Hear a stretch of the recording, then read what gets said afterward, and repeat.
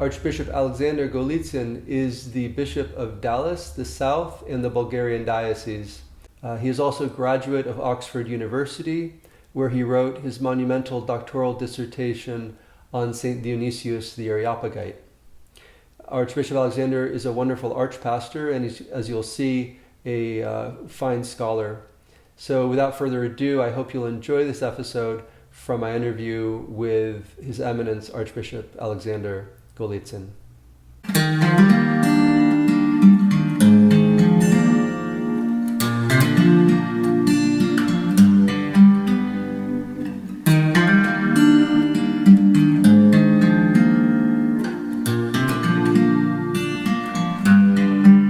For the best part of its over a millennium of existence, Mount Athos has been, in a certain sense, the heart of the Orthodox world.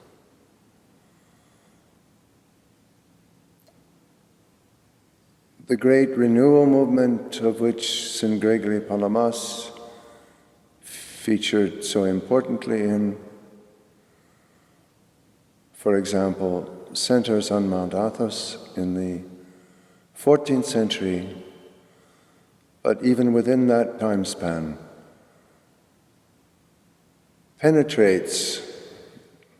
begins its penetration of the entire Orthodox world. Disciples go up of the Hesychast movement into the Slav-speaking lands, early within, for example, St. Gregory's own lifetime, in the person of St. Gregory of Sinai in Bulgaria, who ends his life in Bulgaria. By the early 1600s, we find St. Neil of Sora and the Transvolgan hermits, who's clearly in the Hesychast line. And then it disappears for a time, at least to our sight, only to re-emerge once more with the work of Saints Nicodemus of the Holy Mountain and Macarius of Corinth, who published the Greek Philokalia in 1783, and then of St. Paisi Velechkovsky, who publishes the Slavonic Philokalia, a slightly different selection of texts than the Greek one, which is interesting of itself. And Paisi's disciples spread this into Romania, where Paisi spends the last part of his life, as well as into the Russian Empire, to its very most ends, as in, for example, St. Herman of Alaska, who was a disciple of Valam Monastery, whose abbot was one of St. Paisi's disciples. Of the Philokalia, we can say that that is the most important publication in the Orthodox world of the last 2.5 centuries, whose effects are still being felt. The current renewal of Mount Athos, which begins in the 1970s, because the first part of the 20th century for the Orthodox world, you can say pretty safely, was catastrophic. The population exchange, which empties Anatolia of its Orthodox Christian presence and burdens the poor little country of Greece with an enormous number of refugees. The Bolshevik Revolution and the ensuing spread of that following World War II to all of the Eastern European countries except Greece,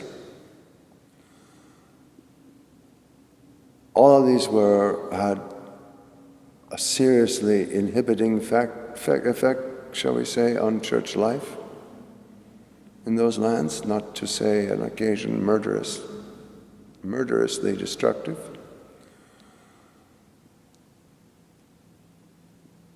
And in the middle of this, Athos seems to be about to fail entirely by the early 1960s, reduced to 1,000 old men of no apparent relevance to the young Greek state and to its inhabitants.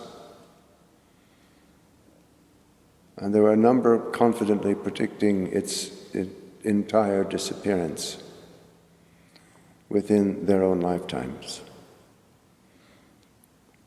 That now has turned around entirely. The monasteries are full of monks, men, most of whom are educated, modern, but entirely dedicated to the traditional faith and the traditional monasticism with its emphases. And this in turn has had a kind of rejuvenating effect in important ways on the local churches surrounding Mount Athos, beginning with the Church of Greece, but not limited to it. So it's beat as our heart for these 1,000 years. And I see no replacement for it in the foreseeable future,